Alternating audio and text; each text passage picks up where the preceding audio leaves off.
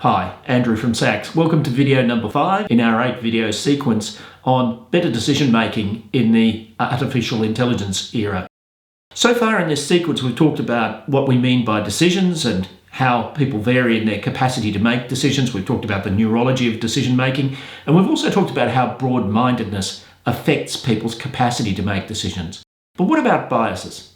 I finished the last video by saying I am biased, and I absolutely am.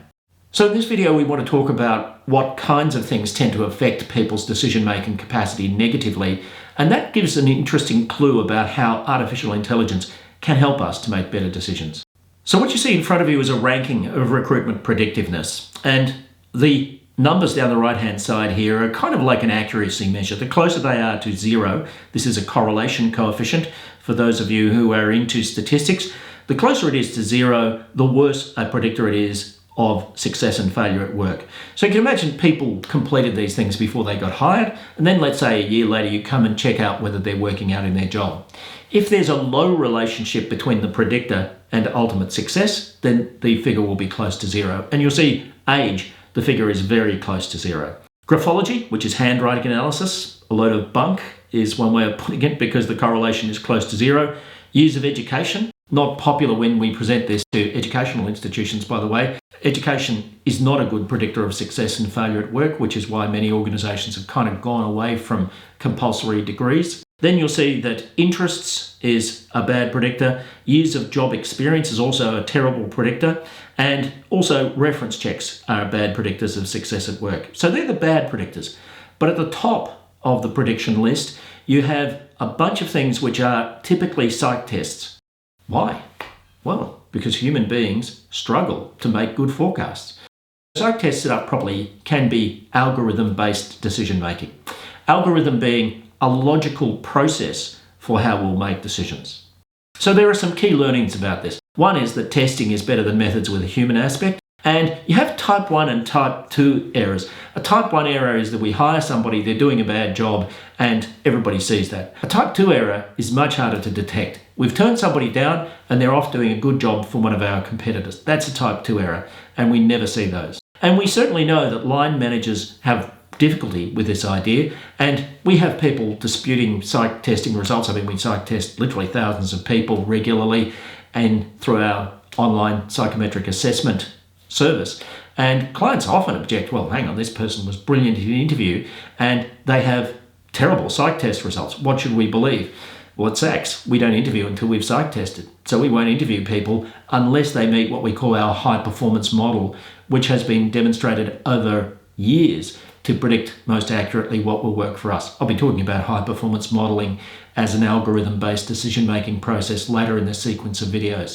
Human beings are prey to biases. Confirmation bias. When people get an impression, quite often they can seek out information. And by the way, everybody does this unconsciously. They seek out information which supports that initial impression. Secondly, false consensus effect. What that means is that if I think that somebody is not suited to my organisation, I think that everybody will agree with me. That's why if somebody doesn't like somebody, they are apt to say they are a culture mismatch. Well, they're not a culture mismatch. You don't like them.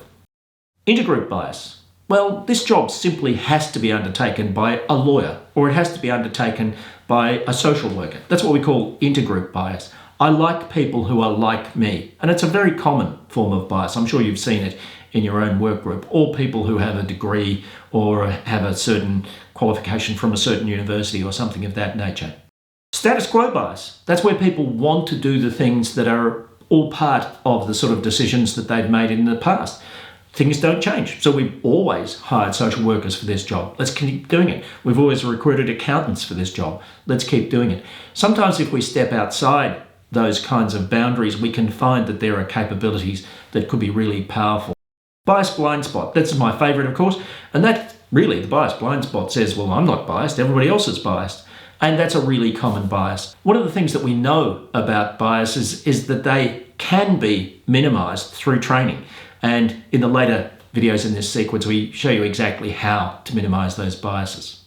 Now in this slide, you'll see that there are a bunch of derailers of good decisions. A thing called planning fallacy, for instance. Now the planning fallacy is where we undertake the planning of a particular activity and we believe that we've written a good plan. And I'll show you some examples of this. These are examples from the Thinking Fast and Slow book, but also beyond. And so they tend to be overly optimistic estimates that are closer to best case scenarios than reality. Construction of the Sydney Opera House, I'm in Australia as I make this video, 14 times over budget and 10 years late. Canadian Firearms Registry, it was estimated to be $2 million worth and $2 billion. That's quite an overrun. Scottish Parliament building, Helsinki Metro, etc., etc., etc. The long and the short of it is that people tend to be hopelessly inaccurate of predicting what's likely to happen when they undertake a project. That's the planning fallacy. We'll just do one more of these, and that is the narrative fallacy, which is that people are incredibly susceptible to stories. Narratives are about simple stories that explain what went on. Now, if you're a sports fan, you will know that if somebody wins the big prize, a coach wins a big prize. So in Australia, we have this thing called Australian Rules Football.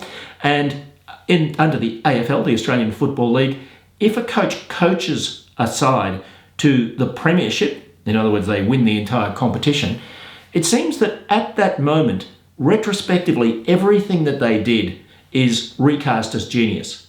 If they lose by 1 point, then everybody will look back at the same narrative and say, well, this was the mistake that they made here and this was the mistake that they made there. Another thing that I find perplexing about sport is, in Australia, I don't know if this is the same all over the world, but you cannot be the best player if you play for the losing side. I mean, what's the point of that? I mean, we've all seen games where a person demonstrably and obviously has kicked more goals or has had more possessions than anybody else in the field, but they're unlucky enough to play for the losing side, so they can't be the best player. Well, if that's not a narrative fallacy, I don't know what is. Anyway, there are a bunch of these things, and I guess what we're trying to say is that there are a range of ways that it's hard for human beings to make good decisions. Of course, the logical conclusion with all of these is that if you're using artificial intelligence, machine learning, or some other form of algorithm, you are not anywhere near so prey to biases, because computers tend to look at things cognitively. They're programmed to do that. So it may well be in the future that generals are not allowed to fight wars unless they're assisted by artificial intelligence. Diagnosticians are not able to tell people why they're sick unless they're supported by some kind of an algorithm based on artificial intelligence. We know that that's going to make better decisions. There's no doubt about that. There are a bunch of ethical considerations which need to be worked through, and we don't know whether those artificial intelligence devices will take the world over. I hope not, but we will find out down the track. In the next video, we'll be talking about another form of derailers of decisions, a thing called priming. And then the last videos are all about what do we do about all this stuff.